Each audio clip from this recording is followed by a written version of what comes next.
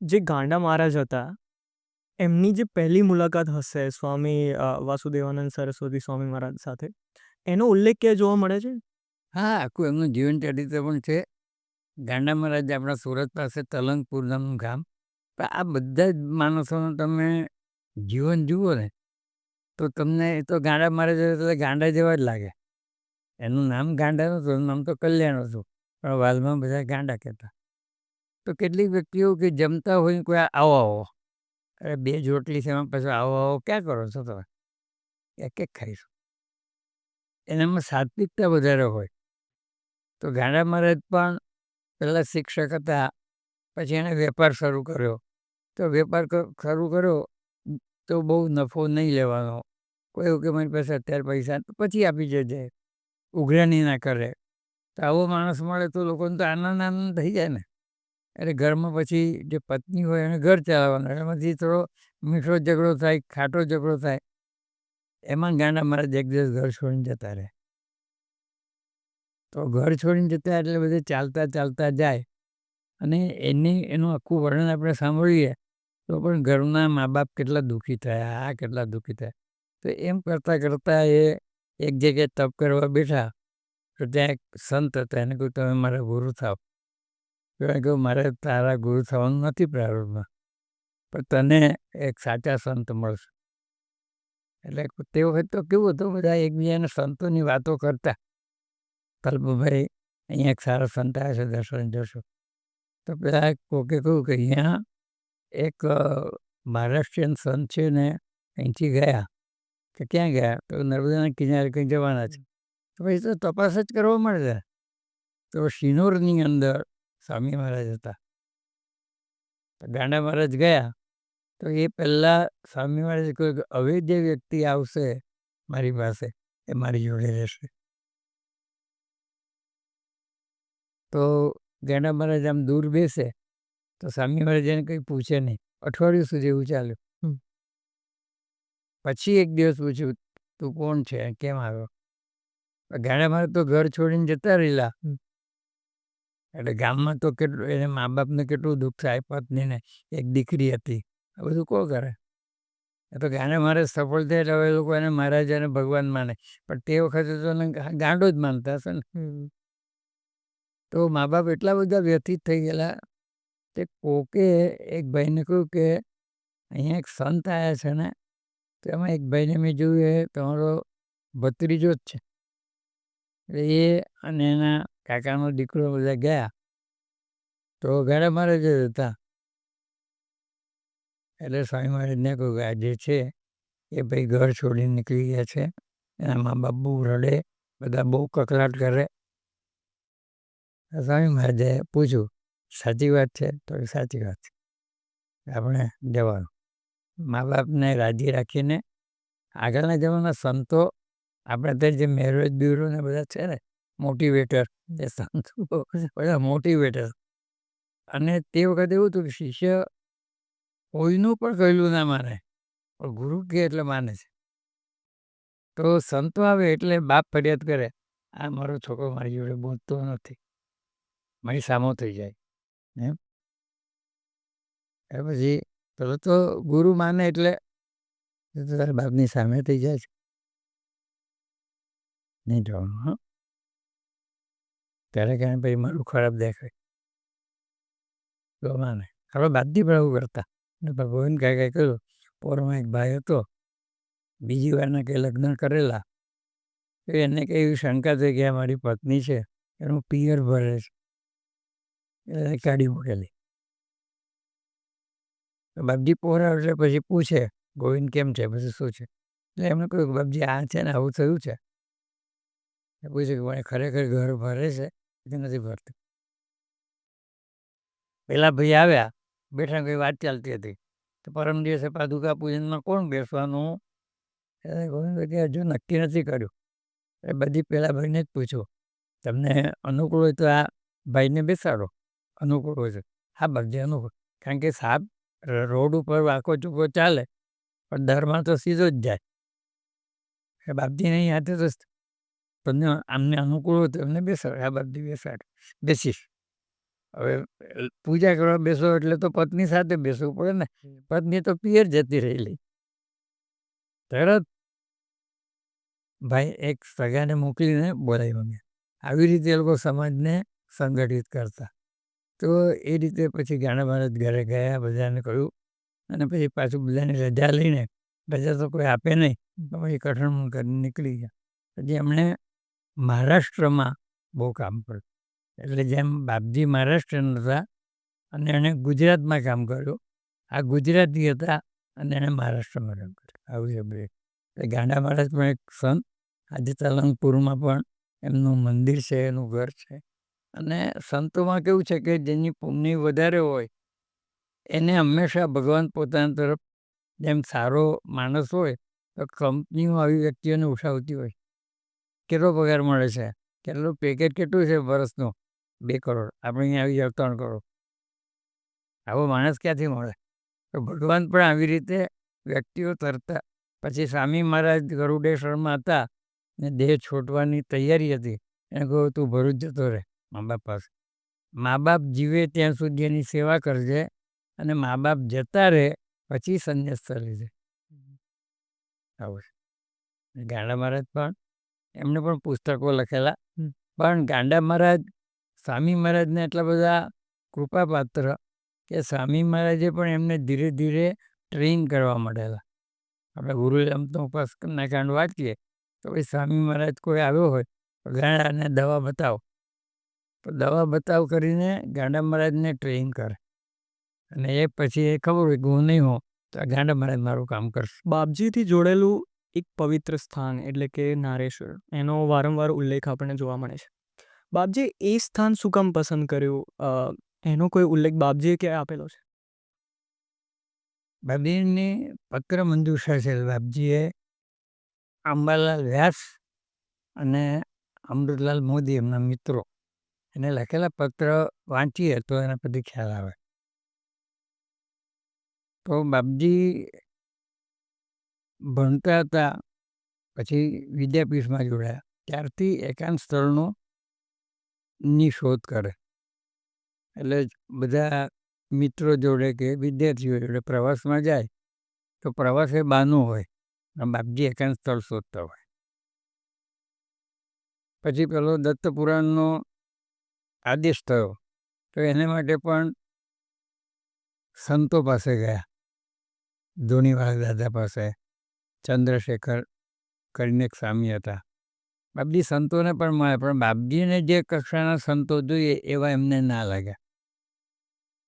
એટલે બાપજી સંતોને પસંદ કરતા, પણ એ સંત ચમત્કાર ને એવું બધું કરે એમાં એમને એટલો બધો રસ નથી પડ્યો.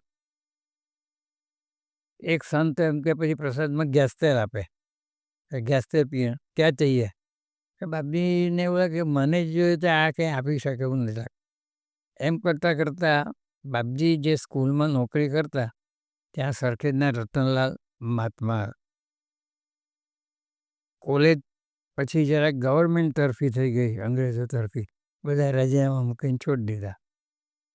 તો એ રતનલાલ ભાઈ જે હતા ત્રિપાઠી, એને લોકો મહાત્મા કહેતા. તો એ રણાપુરમાં સંસ્કૃતના શિક્ષક તરીકે ગયા. બાપજીનો તો સંબંધ હતો જ, પણ બાપજી વડોદરામાં એક જે સંત હતા અથવા તો જે ગૃહસ્થ સંત હતા એને લોકો ભગવાન કહેતા. અને ગૃહસ્થ હોવા છતાં પણ એની આધ્યાત્મિક કક્ષા બહુ સારી. એટલે બાપજી એમને મળવા જતા. તો બાપજીના પત્રો વાંચીએ તો આપણે ખબર પડે કે એમની મથામણ કેવી છે. તે વખતે બધા સ્થળો જુએ. એમ કરતાં કરતાં દરેક જણને પૂછે તો રતનલાલ મહાત્માએ કહ્યું તમે અહીંયા આવો, અહીંયા એક બહુ જંગલ જેવું છે, ત્યાં એક ડેરું છે, તમે જુઓ. એટલે બાપજી રણાપુર ગયા રતનલાલને ઘેર. તો સાંજે ફરવા જાય એટલે રણાપુર ગામમાં જ દાસ કાકા રહે, એટલે હરજીવન દાસ સોની. તે વખતના જમાનામાં તો બધા બ્રાહ્મણોને માન આપતા, એટલે મહાત્માને કહ્યું આવો મહેમાનને લઈને. બાપજીને લઈને ગયા એટલે એમણે આસન આપ્યું. બાપજીએ કહ્યું હું કોઈના આસન પર બેસતો નથી, ઊભો રહ્યો છું.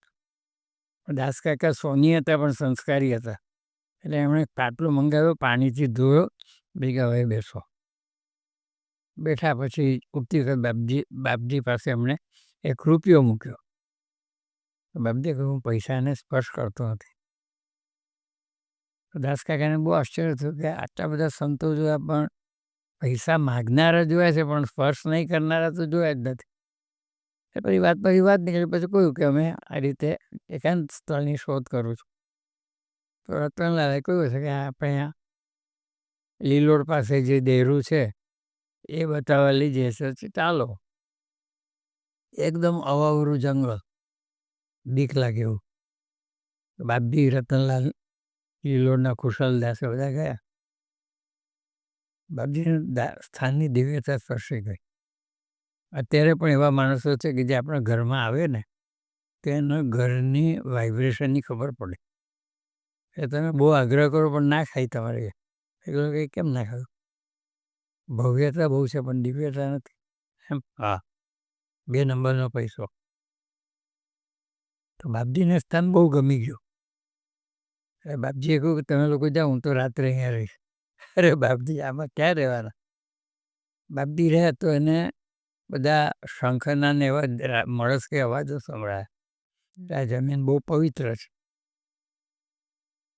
બીજે દિવસે પછી આ લોકોને ચિંતા કે રાતના શું થયું હશે એમનું. બાપજી તો સ્વસ્થ હતા. એ આવ્યા એટલે બાપજીએ કહ્યું જગ્યા સરસ છે. એટલે જેને લગન લાગી હોય ને જે વસ્તુની, એની તપાસમાં ફરતો હોય. અને વધતા પછી ભગવાન નીકળ્યું. ભગવાન નક્કી જ કહ્યું કે એને એકબીજાને કહ્યું કે તમે વડોદરામાં એક લંગડે સ્વામી હતા, એણે કહ્યું નર્મદાના કિનારામાં અમુક જગ્યાથી અમુક જગ્યામાં કોઈ જગ્યા પસંદ કરો. તો તપને માટે નર્મદા બહુ પવિત્ર નદી કહેવાય. એવું કહેવાય છે કે રેવા તટે તપઃ કુર્યાત મરણમ જાહ્નવી તટે. તપ કરવા માટે નર્મદા શ્રેષ્ઠ, મરવા માટે ગંગા નદી શ્રેષ્ઠ. બાપજી બંને સાચવે. તો બાપજીને જે નારેશ્વર મળ્યું એમાં ફરતા લંગડે સ્વામીએ પણ કહ્યું. પછી માણસની જે લગની હોય ને એ એવી તીવ્ર બને, એ તમે પત્ર મંજાર વાંચો, તમને સુવા જ ના દે. સુવા આખી રાત હેરાન કરે. બાપજી લખે કે માથામાં અસહ્ય દુખાવો થાય. એવું સાંભળ્યું છે કે પ્રાણોત્ક્રમણ થાય, પ્રાણ ઉપર ચડે ત્યારે આવો દુખાવો થાય. વાળ કઢાવી નાખે, ઉપર ગાડી જેવું કરે, દિવેલ ચોપડે, આમ કરે તેમ કરે, શાંતિ જ ના થાય. પછી બાપજી ધૂનીવાળા દાદાને મળીને મોટકા ગયા અને ગુરુ પૂર્ણિમા કેવું હતું તો ત્યાં પછી બાપજીએ લખ્યું વન્ડરફુલ ડ્રીમ. વન્ડરફુલ ડ્રીમમાં શું? ભગવાનને મળો વડોદરામાં અને હેડેક ગોન. એટલે બાપજીની આખી જે પરિસ્થિતિ છે એને સમજવા માટે તો આપણે જ બાપજી જેવા કક્ષામાં જવું પડે.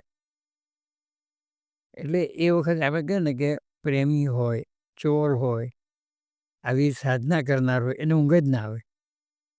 છોકરો પણ જુવાન હોય ને બહુ પડખા બદલે બાપુ છે ભાઈ કે છે કે સમાચાર છે કેમ ઊંઘતા નથી જુવાનીમાં. તો જેને ભગવાનના મિલનની તાળાવેલી હોય એને ઊંઘ ના આવે. એના જ વિચારો એમ. રાત જાય નહીં ને દિવસમાં પાછી એના જ વિચારે. કે બાપજીને નારેશ્વર મળ્યું એ બધે ફરતા જોતા બાકી એમને એક વિચાર ધૂણીવાળા દાદા પાસે રહીને 1-2 વર્ષ રહીને ત્યાં દત્ત પુરાણના પારાયણ કરવાનું હતો. પણ એણે કહ્યું જંગલમાં મંગળ. બાપજીને પણ થયું કે એની આગળ બહુ લોકોની અવરજવર મજા નહીં આવે. તો મોટકામાં ચંદ્રશેખરાનંદ હતા, એને મળવા ગયા. એ નહોતા, ઇન્દોર ગયેલા. તો ત્યાંથી જવાબ આવ્યો કે હું હવે સમાધિ લેવાનો છું, કે તમારું કામ અહીંયા નહીં થાય, તમે 2-3 વર્ષ સુધી ગોધરા રહો. બાપજીને ચેન જ ના પડે. એને 2-3 વર્ષ એટલે તો જન્મારું જેવું લાગે. એટલે બધી પ્રવૃત્તિઓ કરતાં આ રણાપુરના રત્નલાલ મહાત્મા દ્વારા નારેશ્વર પસંદ કર્યું. એટલે આપણને નારેશ્વર દેખાય પણ એની પાછળની આખી જે ભૂમિકા છે, બાપજીએ કેટલું કષ્ટ વેઠ્યું. નારેશ્વર તો ગયા, પણ બેઠા માગશર મહિનામાં, કારણ કે કારતક મહિનામાં મકાન બંધાય નહીં. બધા ગામડાના લોકો તો પાછા આવું બધું બહુ માને કે કારતક મહિનો આપણે અહીંયા અશુભ જેવો હોય, બધા પૂર્વજો માટેનું કારતક્યું કરે ને. હવે માગશર મહિનાની અંદર દત્ત જયંતિ પછીની ચોથે બાપજી ત્યાં આસન. પણ બાપજીની કક્ષા જેવી ઊંચી ને કે જે આપણને સમજવી થોડી અઘરી પડે. મંદિર નાનું હતું, બાપજી મંદિર નાનું છે પણ દેવ બહુ મોટો છે. બાપજીની આખી દ્રષ્ટિ આપણે કહીએ ને કે પ્રીત હુઈ ગધી છે તો પરી ક્યાં ચીજ છે. એટલે બાપજીને સ્થાનની દિવ્યતા એવી સ્પર્શી ગયેલી, બાપજીએ નક્કી કર્યું કે અહીંયા જવાનું. પછી એ જોઈને બાપજી પછી માગશર વધ ત્રીજે માલો સ્ટેશનને ઉતર્યા સાંજે, અને નારેશ્વરના ડેરે જતા હતા. એક ભાઈ કહ્યું, ભાઈ બહુ અંધારું થયું ને તે વખતે રસ્તામાં તમે ભૂલા પડશો, આજે અહીંયા સુઈ જાઓ, કાલે જજો. તો એ ગામમાં બાપજી સૂતા અને ચોથના દિવસ ત્યાં ગયા. એટલે આપણને જે મકાન દેખાતું હોય ને, તો એ વખતે આપણને પાયાની ઈંટો જ દેખાતી, મકાન જ દેખાય છે. તો બાપજીની આપણે પ્રસિદ્ધિ પામેલી સ્થિતિને જોઈએ તો એ વખતે બાપજી જે તપ કર્યું ઘરમાં રહીને પણ, એનું મન જ ના લાગે ને. બસ આ એક જ ભગવાનની પ્રાપ્તિ. એટલે નારેશ્વર એ એનું અંતિમ સ્થાન હતું. અને કેટલાક સંતોએ કહ્યું પણ ખરું, લંગડે સ્વામી જેવાએ, કે નર્મદા કિનારો તપ માટે બહુ સારો છે. આ જગ્યાથી આ જગ્યા સુધી, ભરૂચ સુધીમાં કોઈ સ્થળ પસંદ કરો. અત્યારે એવા સંતો માર્ગદર્શન આપતા ને લોકો પણ એવું શોધવા નીકળતા. એમ તમે બાપજીના હાથે લખેલા ગ્રંથોની વાત કરી અને એમના હાથે લખેલા પત્રોની વાત કરી. જો આપણે એ ગ્રંથો અને પત્રના દર્શન કરવા એમને જોવા હોય તો ક્યાં જોવા મળે? ત્યાં છપાયેલા છે ને. છપાયેલા ખરા, પણ એમના હાથે લખેલા એ ક્યાં છે? કોઈ જગ્યાએ એમને રાખેલા છે? નારેશ્વરમાં છે, પણ કેટલાક પત્રો જે અંગત હોય એ જોવા ના મળે. કેટલીક વસ્તુ જોવા મળે છે. બાપજીએ ગુરુનામ લખ્યું, આખો ગુરુનામ ગ્રંથ બાપજીના હસ્તાક્ષરમાં છપાયેલો છે.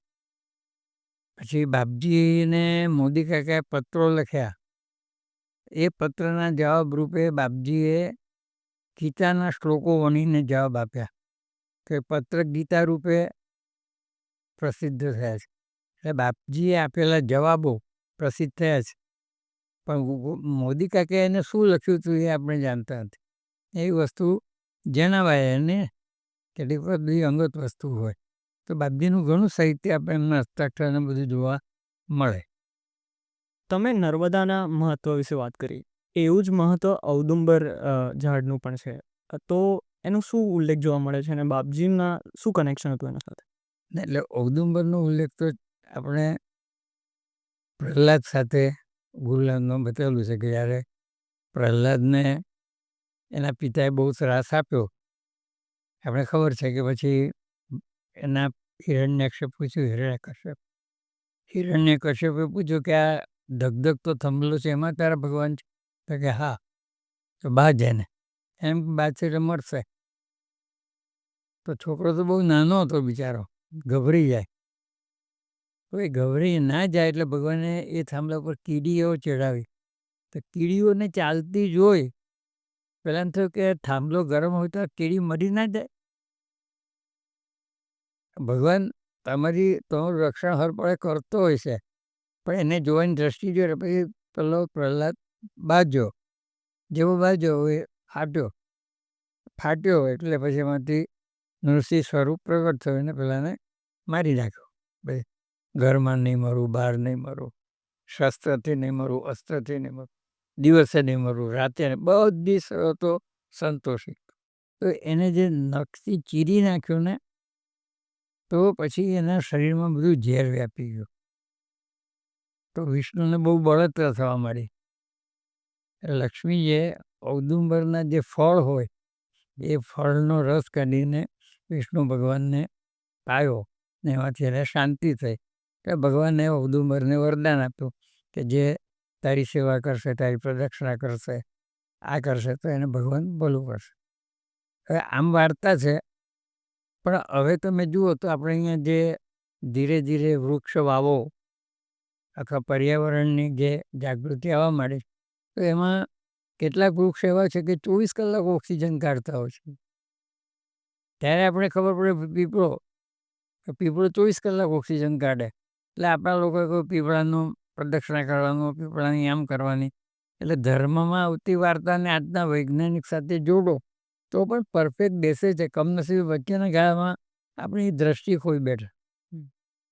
આજે જેને નોબેલ પ્રાઇઝ મળ્યું ને તે લોકો એવું કે તમે રોજ સાષ્ટાંગ દંડવત પ્રણામ કરો, તમને ઓસ્ટોપોરોસિસ ના થાય. તો આ જે વૃક્ષો છે, તુલસી છે, તો તુલસીને આપણે પવિત્ર ગણીએ કે ભાઈ જ્યાં સુધી તમે નૈવેદ્યમાં તુલસી ના મૂકો ત્યાં સુધી ભગવાન એને આરોગ્ય નહીં. પણ તુલસી ઘરમાં ઉછેરવાની જરૂર છે ને. એટલે વૃક્ષોની અથવા પર્યાવરણની સાચવણી અને એની સાથે સાથે આવી ધર્મકથા એ પણ આવા ઔદુંબર છે, પીપળો છે, તુલસી છે, વડ છે, એવા વૃક્ષોનું મહત્ત્વ સમજાય. પછી આપણે એવું કહ્યું કે અમુક વૃક્ષની નીચે પેશાબ નહીં કરવો, આમ નહીં કરવું. તો પછી ધીરે ધીરે જે લોકો એગ્રીકલ્ચરમાં નોકરી કરતા હોય છે તો હવે તો ખેતીમાં પણ કયા પ્રકારની ઈયળો હોય, કયા પ્રકારના બેક્ટેરિયા હોય એ આપવાથી ફળ કેવું થાય એનું બધું બહુ સંશોધન થાય છે. એટલે આપણા જે ઔદુંબરનું ફળ છે તો એ ફળ આપણને શાંતિ એટલે મનને તનને શાંતિ આપનારું છે એવું માનું. બાપજી દ્વારા દત્તવાવની પણ લખવામાં આવી છે. એ લખવાના પાછળનું કારણ શું હતું અને દત્તવાવનીનું શું મહત્વ છે? દત્તબાવની લખવાનું નિમિત્ત બન્યા સરખેજના કમળાશંકર ત્રિપાઠી. તો કમળાશંકર ત્રિપાઠીને બાપજીને સરખેજના બધા આમ સમવયસ્ક એટલે મિત્રતા જેવું. કમળાશંકરભાઈ બિચારા ભોળા, દરેક માણસના સ્વભાવ હોશિયારી જુદી જુદી હોય. તો ભલા બ્રાહ્મણ. તો વડોદરામાં બાપજીને એકવાર કહ્યું બાપજી તમે મારે ઘેર આવો. બાપજી કહ્યું તને જ્યાં નોકરી મળશે ત્યાં હું આવીશ. ઘરે ગયા તો એક પત્ર પડેલો હતો ગવર્મેન્ટનો. તેમનો ઓર્ડર હતો કે તમને સહી ગામમાં શિક્ષક તરીકેની નોકરી મળે છે. એ બાપજીને કહ્યું એટલે નક્કી થઈ ગયું સહી જ આવશે. એ બાપજીને કહ્યું કે તમે ક્યારે પધારશો તો હું આવીશ. કે બાપજી સરખેજમાં આવેલા તો એ વખતે બાપજી કમળાશંકરભાઈને ઘરે સહી ગયા ગાડીમાં. બાપજી ગાડીનો ઉપયોગ કરે, બળદગાડાનો ઉપયોગ કરે, પેટ્રોલની વાત સહન ના થાય. તો કમળાશંકરભાઈ પોતે જ કહેતા કે સહી ઉતર્યા તો હું તો કંઈ સાધન બાધન લઈ નહોતો ગયો. એમ મિત્ર જેવા ને તે વખતે બાપજીની ઉંમર કેટલી હશે? 37 વર્ષ. એટલે મિત્ર એમ બાપજી કે કંઈ વાહન લાવ્યો છે? બાપજી 3 જ કિલોમીટર દૂર છે એટલે નથી લાવ્યો. કારણ કે હું તો ચાલી નાખીશ. એટલે બાપજી ચાલીને સહી ગયા. બાપજી હંમેશા ગામથી બહાર કોઈ સ્મશાન હોય, શિવાલય હોય ત્યાં રહે. એટલે સિદ્ધનાથ મહાદેવમાં મુકામ કરેલો. તો કમળાશંકરભાઈ એ મહાદેવને ધોળાવીને તૈયાર કરે, પવિત્ર કરેલું. કમળાશંકરભાઈ એવા જીવ હતા કે એને પણ સંસારમાં બહુ પ્રવેશવું નહોતું. પણ મા બાપ એના લગ્ન કરાવેલા તો પત્ની મળી ગઈ. બીજી પત્ની કરી તો એ માદીને માદી રહે. નોકરી કરવા આવ્યા ત્યારે પણ માદી. એને પેલું એમ થાય કે આ મરી જાય તો હું જાઉં હિમાલય બાજુ. કંઈ સંતાન તો હતા ને. એ બાપજીને કહ્યું બાપજી આ કાયમની માદી આપણે કહી છે ને માદું એટલે બૈરું માદું ને શરીરે ચાંદું એ આ દુઃખી થવાના લક્ષણો હતા. તો બાપજીને કહ્યું કે બાપજી હવે આનો કંઈ નિકાલ કરો. બાપજીએ હસવામાં કહ્યું કે નિકાલ કરો એટલે બ્રહ્મ હત્યાનું પાપ મારે માથે લગાડવાનું છે તારે? તો એને સાજી કરો. એટલે બાપજી કહ્યું હનુમાન ચાલીસા મળે? કે મળે. તે હનુમાન ચાલીસા આપી તો બાપજીને એમ કે સંકટ વિમોચન એક સ્તોત્ર લખું 40 લીટીનું. બાપજીએ દત્ત ભગવાનની લીલાનું વર્ણન કરતું શ્રી ગુરુચરિત્રને આધારે લીલાઓ લખી. આર્ત પ્રાર્થના હતી એટલે પોતાનું દુઃખ કહેતો જાય. વ્યક્તિ હોશિયાર હોય ને તો દુઃખ કહેતો જાય, પૈસા લેવા ગયો છે એટલે દુઃખ કહેતો જાય, સ્વામિનારાયણની વખાણ કરશે. તમારા તો દાદા હતા, કેટલી મદદ કરી, કેટલાને કરી. તમારા ફાધર હતો, હદ કરી નાખ, મારે 5,000 જોઈએ છે. પછી પાછું બીજી વાત કરતાં ફરી પાછી એના કુટુંબની વાત કરે. એવી રીતે બાપજીએ સ્તોત્ર વચ્ચે વચ્ચે આર્ત લીટી આવે, પણ સાથે સાથે નૃસિંહ સરસ્વતીની કે શ્રીપાદવલ્લભની લીલા પણ આવે. તો બાપજીએ કહ્યું કે આ સ્તોત્ર છે તારી પત્નીને આપજે, સવાર સાંજ કરે અને જળ મૂકવાનું અને પીવાનું. એણે કહ્યું કે બાપજી એ તો અક્ષરશત્રુ છે. અક્ષરશત્રુ એટલે અભણ છે, એને વાંચતા નથી આવડતું, તું કરજે. તો એ કમલાશંકર કહેતા કે મને તે વખતે એટલી કંઈ શ્રદ્ધાને મિત્ર તરીકે જ જોયેલા ને બાપજીને. પણ પછી એમાંથી એની પત્નીની તબિયત સારી થઈ, સંતાનો થયા ને સંતાનોને ગેરસંતાન થયા. આપણે દત્તબાબુને 50 વર્ષ થયા ત્યારે કમલાશંકરભાઈ અને એના ધર્મપત્ની પણ આવેલા. પછી દેવ થયા. જેનો દીકરો છે અરવિંદભાઈ કરીને, એ પણ બાપના બધી પરિપાટી સંભાળે. તો બાપજી આ સંતો છે એ કોઈને નિમિત્ત બનાવે અને જગતનું કલ્યાણ કરવા માટે આવું સ્તોત્ર આપે. તો એ બાપજીનું સ્તોત્ર આપણે જગન્નાથ કાકાએ પુસ્તક લખેલું દત્તબાઉની એક ઝાંખી. તો બહુ સરસ પુસ્તક વાંચવા જેવું છે. સામાન્ય વ્યક્તિને થોડું અઘરું પડે. તો દત્તબાઉની શરૂઆત જયથી કેમ થઈ? તો જય એ બ્રહ્મવાચક શબ્દ છે. કેવી રીતે? સત્યમેવ જયતે, એવું બધું સમજાવે. પછી દત્તબાઉની અકારાંત છે, એની તમે છેલ્લો અક્ષર વાંચો તો એને કાનો ના હોય, રસ્વ દીર્ઘો કંઈ ના હોય, એકલો અક્ષર જ હોય. જય યોગીશ્વર દત્ત દયા તું જય એક જગમાં પ્રતિપાળ અળ, કાવ્ય માત્ર કંઈ નહીં. તો કોઈને એમ થાય એમાં અકારાંત હોય તો શું થઈ ગયું, એમાં શું વિશિષ્ટતા?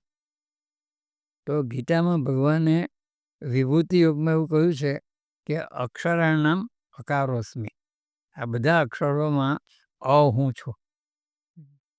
આવું બધું જોઈએ ત્યારે આ તો કેવું છે કે ઝવેરીની દુકાનમાં જઈએ તો જે સાચો ઝવેરી હોય એને ખબર પડે કે આમાં પડતા નહીં, આ બનાવટી. આપણે સમજ ના પડે. તો બાપજીએ લખેલા સાહિત્યમાં દત્તબાઉની એ બહુ ઊંચું સાહિત્ય દ્રષ્ટિએ છે કે બાપજી પણ એવું કહેતા કે કાળક્રમે આપણું બધું સાહિત્ય કદાચ ભૂલાઈ જાય પણ દત્તબાઉની નહીં ભૂલાય. 1939ની અંદર એટલે દત્તબાઉની લખ્યા પછી 4 વર્ષે વરસાદ જ નહીં પડ્યો. સરકારે અને જ્યોતિષીઓએ દુકાળ જાહેર કરી દીધો. બાપજી નારેશ્વર રહે એટલે બધા ખેડૂતો પૂછવા જાય વરસાદનું. બાપજીએ એવું કહ્યું કે સૂર્ય કદાચ પશ્ચિમ દિશામાં ઉગશે પણ આ વર્ષે વરસાદ ન થાય એવું નહીં. એટલે બધા કરતાં ઊંધો અભિપ્રાય. તો આપણને એમણે મોદી કાકાને કાગળ લખ્યો કે ભગવાને આપણી લાજ રાખી છે. આપણે તો કહી દીધું, પણ જન્માષ્ટમી પર ખૂબ વરસાદ પડ્યો ને લોકો ખેડૂતોના પાક થયા. તો એ વખતે બાપજીએ એવો સંકલ્પ કર્યો હતો કે જો ભગવાન વરસાદ આપશે તો 52 વ્યક્તિઓ પાસે 52 દત્તબાઉની કરાવીશ. દરેક વ્યક્તિ 52 દત્તબાઉની કરાય. એ વખતે તો ગુરુલામ દત્ત તો ગુરુલામનો કેમ સંકલ્પ ના કર્યો? અને મોદી કાકાને કાગળ લખ્યું કે કેવી રીતે બાવની કરવાની? તો ભાઈઓને બહેનોની લાઈન જુદી કરવાની. જે પારાયણના નિયમ છે ગુરુલામના એ બધા નિયમ પાળવાના. અને બને તો એકી બેઠકે, અને એકી બેઠકે ના થાય તો વચ્ચે એક બ્રેક આપવાનો.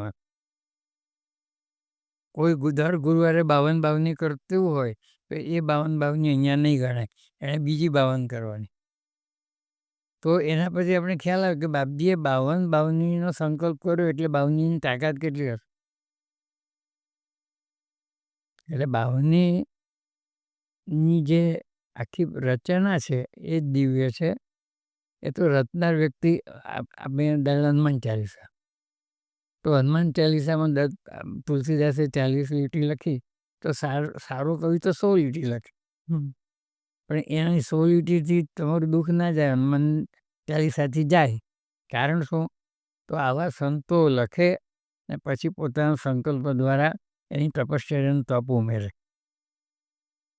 એ લોકોએ જે સંકલ્પ કરેલો હોય એ સંકલ્પ તમારું કામ કરે. આમ તો આખી સૃષ્ટિ જ સંકલ્પ સૃષ્ટિ. તમે જેવા સંકલ્પ કરો એવું જગત દેખાય તમને. એટલે બાપજીએ ગુરુચરિત્રના એટલે પોથીના જે પારાયણો કરેલા એ પારાયણનું તપ આ બાવનીમાં કર્યો. એવું એમની જોડે રહેનાર બાલ અવધૂતજી જગન્નાથ કાકા એ બધી વાત કરતા. એટલે સંતો બોલ્યા વગર તમારું કામ કરે એનું ઉત્તમ ઉદાહરણ દત્ત બાવની છે. દત્તાત્રેય ભગવાન દ્વારા લીધેલા જે અલગ અલગ અવતારો છે એના વિશે થોડી માહિતી આપો. હા, એટલે દત્ત પ્રણતિમાં પણ બાપજી એવું કહ્યું છે કે ભગવાન તો ભક્તને આધીન છે. એકો હમ શ્યામ બહવિતિ ભૂતો ને કોયો ભક્તાધીનો ભાવન રૂપો ગુરુરાધ્ય યન્નિશ્વસિતમ શાસ્ત્રમખંડમ નિગમાદી દત્તાત્રેયમ તમ હૃદિ સંતમ પ્રણતોસ્મિ. ભાગવત વાંચો તો ભગવાન એવું કહે કે હું ભક્તોનો પ્રાણ છું, તો ભક્તો મારા પ્રાણ છે. એટલે આપણા પ્રેમવદુજી એમ કહેતા ને કે ભાઈ સ્વામીને સેવક, પતિ અને પત્ની. તો પત્ની સેવક હોય ને પતિ એનો સ્વામી હોય, માલિક હોય. પણ એ સેવક એટલો હોશિયાર હોય કે એની સેવા કરતાં કરતાં કરતાં એક દિવસ એવો આવે કે પત્ની એમ કહે કે 2 દિવસ પિયર જવું છે, તો એની આંખમાં પાણી આવી જાય કે તો હું આવું છું, તારા વગર હું આ તો સવારનો પહોંચાડે જતી વખતે આ તમારી ચાવી, તમારો મોબાઈલ, તમારો આ તો પરવશ કરી નાખ્યો હોય ને. તો ભક્ત પણ ભગવાનને પરવશ કરે. અને ભગવાન શા માટે જન્મે છે? બાપજી એક ભજનમાં લખ્યું છે, ભર્યું જ્યાં ત્યાં પ્રભુ તારું અનુપમ રૂપ હે અવધૂત નિરાકારી નિજેચ્છાએ બન્યો સાકાર. તું નિરાકાર હતો, એમાંથી તને ઈચ્છા થઈ એટલે તું સાકાર થયો. શાને માટે થયો? ભક્તો માટે. દુખિયા હોય, દુઃખીને જોઈને ભગવાનને એમ થાય કે હવે આનું દુઃખ કેવી રીતે દૂર થાય, ચાલો આપણે એક અવતાર લો તારે. એટલે આ બધા અવતારનો અર્થ એવો થાય કે અવ એટલે નીચે, તો ભગવાન ઉપરથી નીચે ઉતરે. કેમ ઉતરે? ભક્તો માટે. ભક્તનો અર્થ થાય ભક્તિ એટલે જોડાયેલો, વિભક્તિ એટલે છૂટા. તો વિભક્તિના પ્રત્યે તમને એક વસ્તુથી બીજા વસ્તુને છૂટા પાડે ને ભક્તિમાં તમને ભેગા કરે. એટલે દત્તાત્રેયના અવતારમાં આમ તો ઘણા થાય, પણ આપણા પરંપરામાં દત્તાત્રેય પછીનો પહેલો અવતાર એટલે આપણી દૃષ્ટિએ શ્રીપાદ વલ્લભ, પછી નૃસિંહ સરસ્વતી. પછી આમ તો ઘણા સંતો થયા, પણ આપણે પછી સ્વીકાર્યા સ્વામી મહારાજ, પછી બાપજીને સ્વીકાર્યા. એટલે સંતો તો બધા ગજાનંદ મહારાજ ને બીજા સંતો પણ થયા, અક્કલકોટના સ્વામીને બધા. પણ આ જે બધા સંતો છે એ ભગવાનનો સ્વરૂપ એટલા માટે છે કે લોકોના દુઃખ દૂર કરવા માટે. જેમ મા બાપ હોય, મા હોય, 4 છોકરા હોય, તો સુખી છોકરાને ઘેર રહે, પણ ચિંતન કોનું કરે? દુઃખી છોકરાનું. તો બસ સુખી છોકરા એમ કે તું ખાય મારું અને તું નાધડાને યાદ કરે, ભાઈ શું બિચારા દુઃખી છે ને. તો ભગવાન પણ લોકોને દુઃખી જુએ તો એ દુઃખી જોઈને પછી દ્રવી જાય અને એમ તો ચાલો અવતારો લોકોને સુખી કરે. ભગવાન જાણે છે કે બધા પોતપોતાના કર્મથી દુઃખી થયા છે, પણ તો એ માં છે ને, જેમ મોરારી બાપુએ કહ્યું ને કે માં દીકરાને પવિત્ર કરનારી નથી, પવિત્ર ગણનારી છે. પવિત્ર કરનારી હોય તો એ પાપી છે એમ માનવાનું ને પછી પવિત્ર કરવાનું. ગણનારીમાં શું? મારો છોકરો પવિત્ર જ છે, કોઈ તમારા છોકરાએ કલ્પે અમને માર્યું, મારે જ નહીં, મારો છોકરો કોઈને મારી દે, એ કંઈ હળી કરી હશે તો માર્યું હશે.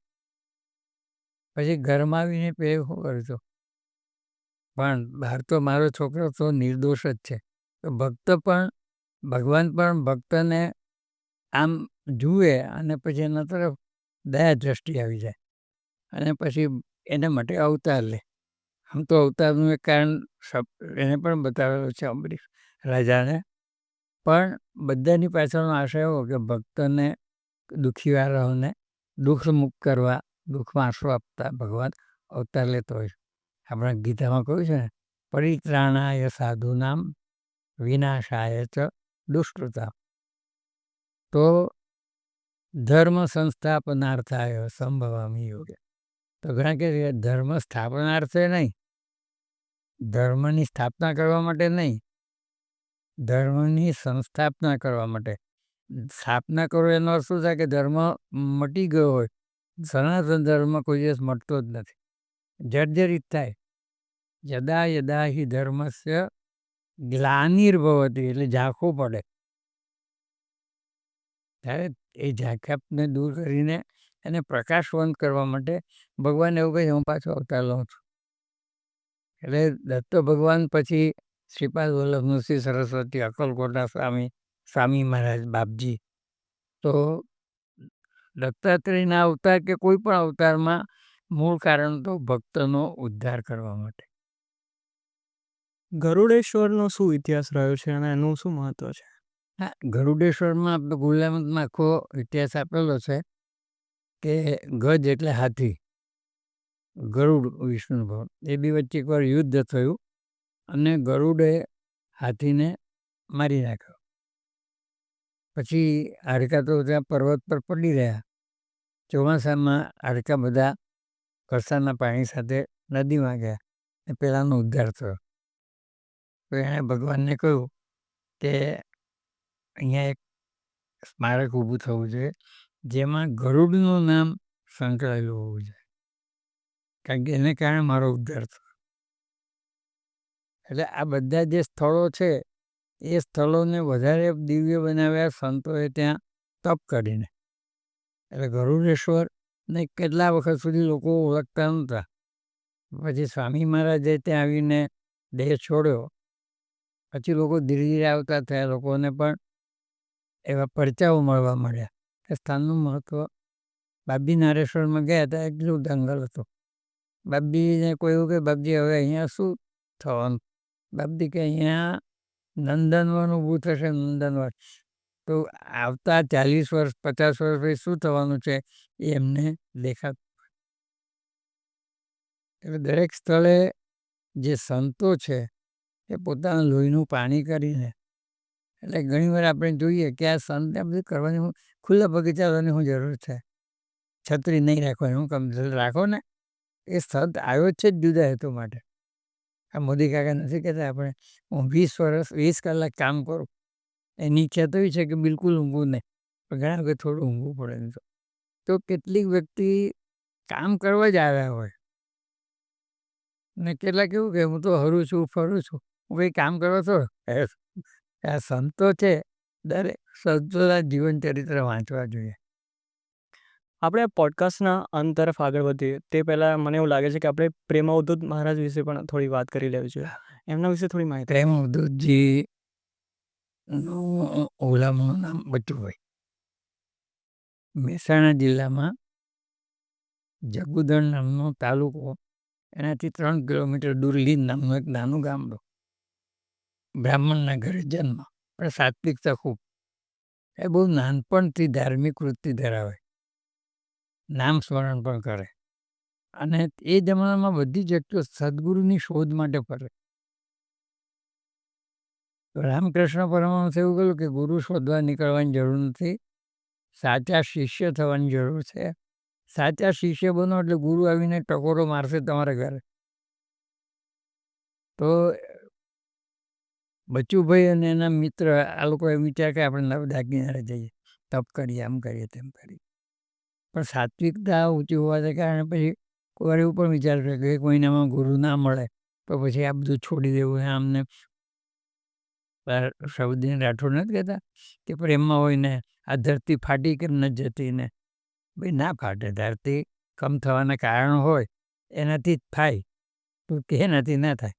તો એ લોકો પછી નક્કી કર્યું અને એમાં એના મામા હતા ગામ મામા, એના ઘેર બાપજીનો એક ફોટો જોયો, એની આંખ જોઈ બાપજીની અને આંખ બહુ ગમી ગઈ. આપણે ખબર છે ને આપણા શરીરમાં સૌથી મહત્ત્વનું અંગ મોઢું, એટલે મરી ગયેલાનું પણ લોકો મોઢું જોવા જાય, હાથ પગ ના જોવે તો ચાલે. હા, મોઢાની અંદર પણ મહત્ત્વનું અંગ આંખ. તો બચ્ચુભાઈને એમ તો આંખ જોવા જવું છે, એના ભોગી મામાની સાથે નારેશ્વર ગયા, ચૈત્ર સુદ 5 સંવત 2006.